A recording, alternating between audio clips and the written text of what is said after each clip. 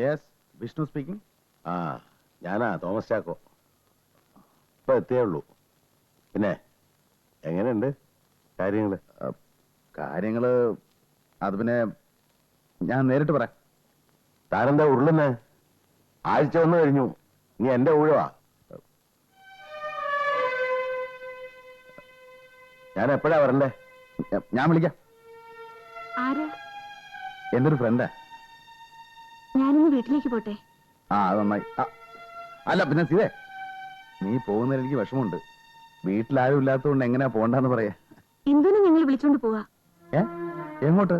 നമ്മുടെ വീട്ടിലേക്ക്. അയ്യോ, അതെന്തിനാ? അവളെ പിരിഞ്ഞു നിൽക്കാൻ എനിക്ക് പറ്റണില്ല കുട്ടേട്ടാ. സീത, അവിടെ പഠിപ്പ് കളയാൻ പറ്റുമോ?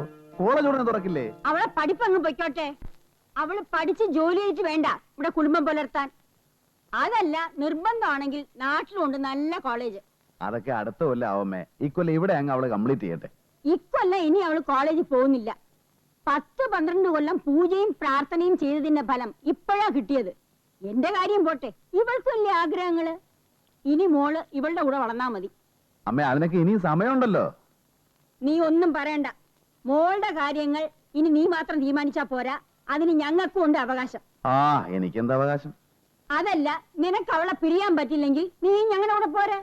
അപ്പൊ എസ്റ്റേറ്റിലെ കാര്യങ്ങളൊക്കെ ആര് നോക്കും അമ്മേ? മോളെ കാണാൻ വേണ്ടി മാത്രമല്ലേ നീ മലമുകളിൽ വന്ന് കിടന്ന് കഷ്ടപ്പെടുന്നത്. ഇനിയിപ്പോ അത് വേണ്ട, നീ ഞങ്ങളുടെ കൂടെ പോര്. എന്തെങ്കിലും ആവശ്യം ഉണ്ടെങ്കിൽ മാത്രം ഇങ്ങോട്ട് വന്നാ മതി, അല്ലെങ്കിൽ അങ്ങ് വിറ്റുകളാ. അമ്മ എന്തറിഞ്ഞിട്ടാ ഈ പറയുന്നത്? അതൊന്നും ശരിയാവില്ല. ഞാൻ പറയുന്നത് അനുസരിച്ചാ മതി.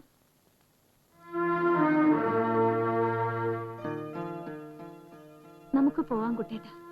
ഇനിയെങ്കിലും നമ്മുടെ മോള് അച്ഛന്റെ അമ്മയുടെ സ്നേഹം കിട്ടി വളരട്ടെ. സീതേ, നീ എന്തോന്നാ അവന്റെ അടുത്ത് കിന്നാരം പറഞ്ഞോണ്ടിരിക്കുന്നത്? നീ ചെന്ന് അവന്റെ പെട്ടിയിൽ സാധനങ്ങളൊക്കെ എടുത്തു വെക്ക്. ചെല്ലേ. എടാ, ഇനിയെങ്കിലും മീശയും കറുപ്പിച്ച് പിള്ളേരെ കളിച്ച് നടക്കാതെ മാനം മര്യാദയ്ക്ക് ജീവിക്കാൻ നോക്ക്. പ്രായമായ ഒരു പെൺകുട്ടിയുടെ അച്ഛനാണ് നീ, അത് മറക്കണ്ട.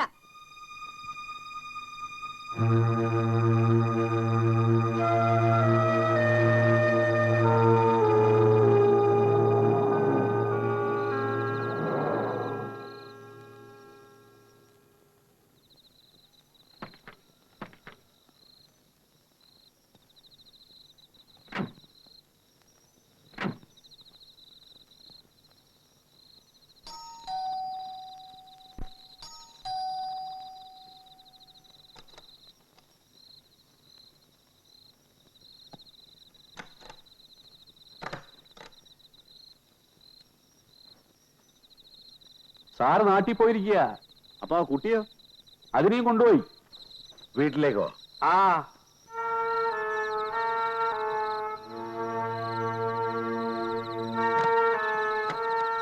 ഭയങ്കര. അയാൾ ആള് കൊള്ളാമല്ലോ.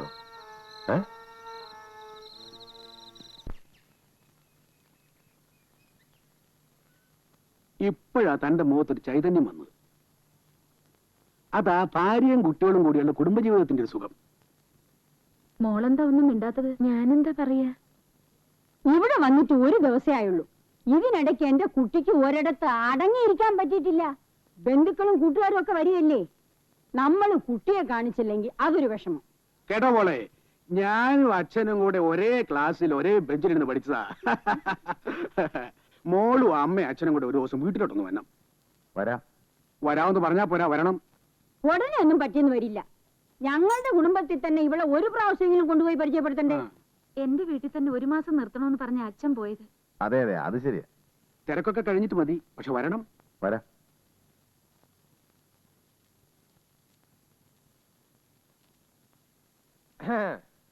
എന്താടാ? എന്തു പറ്റി? അത്താഴമൊന്നും കഴിച്ചില്ലെന്ന് ചേച്ചി പറഞ്ഞു. ബുദ്ധിയുള്ള പൊന്മാൻ കിണറ്റിലെ മുട്ടയിടൂന്ന് പറഞ്ഞ പോലെ ആയല്ലോ. ഗ്ലാമറൊക്കെ പോയല്ലോ സാറേ. നര കുറേശ്ശെ തെളിയുന്നുണ്ട് കേട്ടോ. ഇനിയിപ്പോ കുഴപ്പമൊന്നുമില്ല, ലൈസൻസ് ഉള്ള തന്തയായില്ലേ. പറഞ്ഞിപ്പോ ഒരു തന്തയായ ഫീലിംഗാ. എങ്ങനെ ഒന്ന് തലയൂരും എന്റെ കൃഷ്ണ? വല്ല വഴിയുണ്ടോടാ? വഴിയുണ്ട്, പെരുവഴി. സത്യം പറഞ്ഞാ കൊച്ചമ്മയും ചേച്ചിയും നമ്മളെ രണ്ടുപേരെയും അടിച്ച് പെരുവഴിയിലിറക്കും. ആ തോമാച്ചനും നായരും കൂടിയുള്ള ചുറ്റിത്തിരില് കണ്ടപ്പോഴേ ഞാൻ വിചാരിച്ചതാ. അപ്പൊ നമ്മൾ പുറത്ത്. നമ്മൾ വെറും ഡ്രൈവർ അല്ലേ? അനുഭവിച്ചോ? ഇപ്പൊ നാട് മുഴുവൻ അറിഞ്ഞില്ലേ വെറും 31 വയസ്സുള്ള അവിവാഹിതനായ യുവാവിന് 15 മോള്. ശവത്തി കുത്താതാ തെണ്ടി. ഇവിടെ ഞാൻ വേദന കൊണ്ട് പറയുമ്പോഴാ അവന്റെ ഒരു കച്ചേരി. എന്താ അവിടെ ഒരു ബഹളം?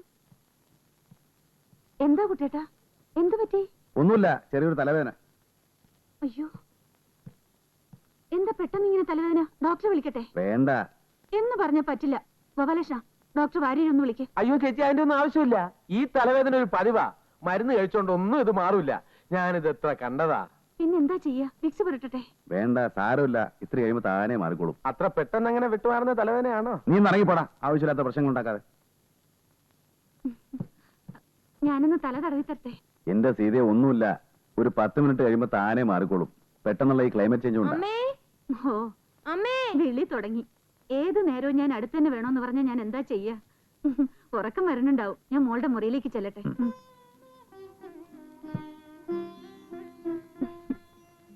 എന്നോട് ദേഷ്യം തോന്നുന്നുണ്ടോ കുട്ടേട്ടന്? അമ്മയ്ക്ക് ഉറക്കത്തിൽ ഒരു ബോധമില്ല. അല്ലെങ്കിൽ അമ്മയുടെ മുറിയിൽ കിടത്തായിരുന്നു. ഒറ്റയ്ക്ക് കിടത്തിയ വല്ല ദുസ്വപ്നം കൊണ്ട് പേടിച്ച അത് മതി വല്ല അസുഖം വരാൻ. ആ അമ്മതാ വരുന്നോ? കുട്ടേട്ടാ, എന്തെങ്കിലും ആവശ്യമുണ്ടെങ്കിൽ എന്നെ വിളിക്കണം കേട്ടോ. ഈ പാല് കുടിച്ചിട്ട് വേണം കിടക്കാൻ.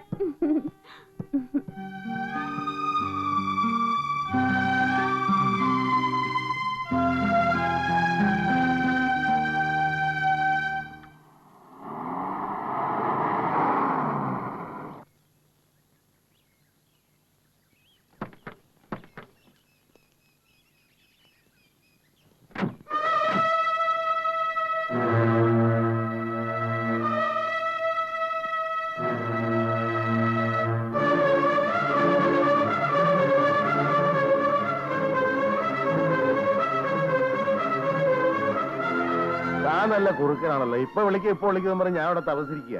വിളിക്കാൻ പറ്റില്ല, അങ്ങനെ ഒരു അവസ്ഥയില്ല. പിന്നെ നമുക്ക് ഇവിടെ സംസാരിക്കാം. ഞങ്ങൾ ഇവിടെ സൽക്കാരത്തിനൊന്നും വന്നതല്ല. പാർട്ടി ഇവിടെ ഉണ്ടോ? അമ്പടാ വേന്ദ്ര, സ്വന്തം കുടുംബത്ത് കയറ്റി താമസിപ്പിക്കാനുള്ള ധൈര്യം എനിക്ക് പോലും ഇല്ല. താനിത് എങ്ങനെ സാധിക്കുന്നു? അതൊക്കെ ഓരോരുത്തരുടെ മിടുക്ക്. പക്ഷെ എന്നോടൊന്ന് പറഞ്ഞിട്ട് കൊണ്ടുപോരാനുള്ള മര്യാദ കാണിക്കണമായിരുന്നു. പറ്റിപ്പോയി, ക്ഷമിക്കണം. ഒരാഴ്ചയും 3 ദിവസമായി. 7,000 രൂപ കൂടി തരേണ്ടി വരും. Business is business. തരാം. പിന്നെ എനിക്ക് ഒരാഴ്ച സമയം കൂടെ തരണം. അതെന്ത് പണിയാടോ? ദിവസം എത്രയായി ഞാൻ കാത്തിരിക്കുന്നറിയോ? ഒരു കാര്യം ചെയ്യ്, ഇപ്പൊ ഞാൻ കൊണ്ടുപോയിട്ട് ഒരാഴ്ച കഴിഞ്ഞ് പറയുന്ന സമയത്ത് തിരിച്ചുകൊണ്ട് നേപ്പിക്കാം. അയ്യോ, അത് പറ്റില്ല. താനിങ്ങനെ സെൽഫിഷ് ആയാലും എങ്ങനെയാടോ? ഇപ്പൊ അവളെ നിങ്ങളോട് അയക്കാൻ പറ്റുന്ന ഒരു സാഹചര്യം അല്ല. ഒരാഴ്ച കൂടെ എനിക്ക് സമയം തരണം. മിസ്റ്റർ തോമസ് സമ്മതിച്ചാൽ എനിക്ക് വിരോധമില്ല. ആരായാലും എനിക്കൊരാഴ്ചക്ക് 15,000 രൂപ കിട്ടണം, അത്രേ ഉള്ളൂ. അങ്കിൾ പ്ലീസ്, എനിക്ക് വേണ്ടി ഒന്ന് സമ്മതിക്കണം. ഇതൊരു പ്രേമലൈനാണെന്ന് തോന്നുന്നല്ലോ. ഇനി ഒരാഴ്ച കഴിഞ്ഞ് വരുമ്പോ സ്വന്തമാണെന്ന് പറയുവോ? അത് ഒരാഴ്ച കഴിഞ്ഞ് വരൂ. ശരി, താനെന്റെ ശിഷ്യനായി പോയില്ലേ? ഓരോ പിന്നെ ഒരാഴ്ച എന്ന് പറഞ്ഞാ ഇന്ന് മുതൽ 7 ദിവസമാ. അത് മറക്കരുത്. ഇല്ല. അല്ല, അപ്പൊ ക്യാഷ് അത് ഞാൻ മാനേജറോട് വിളിച്ച് പറയാം. അയാൾ നിങ്ങൾക്ക് കൃത്യമായിട്ട് എത്തിച്ചു തന്നോളൂ. Okay okay, by.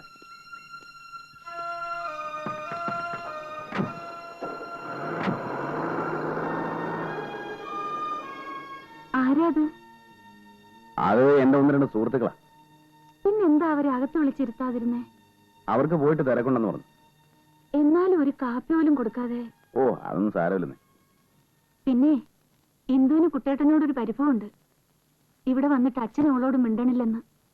അത് കുട്ടികളോട് നമ്മളൊരു അകലം കീപ്പ് ചെയ്യണം, എന്നാലേ പേടിയുണ്ടാവും. നമ്മുടെ മോളല്ലേ കുട്ടേട്ട. നമ്മൾ അവളോട് അകലം കാണിച്ചാൽ നമുക്കും അവൾക്കും പിന്നെ എന്താ ഒരു സുഖം? അവളോട് അല്പം സ്നേഹം കാണിക്കണം. സ്നേഹം കാണിക്കണമെന്ന് പറഞ്ഞാൽ അത് ബോധ്യപ്പെടുത്താനൊക്കെ ബുദ്ധിമുട്ടാ. എനിക്കറിയില്ല.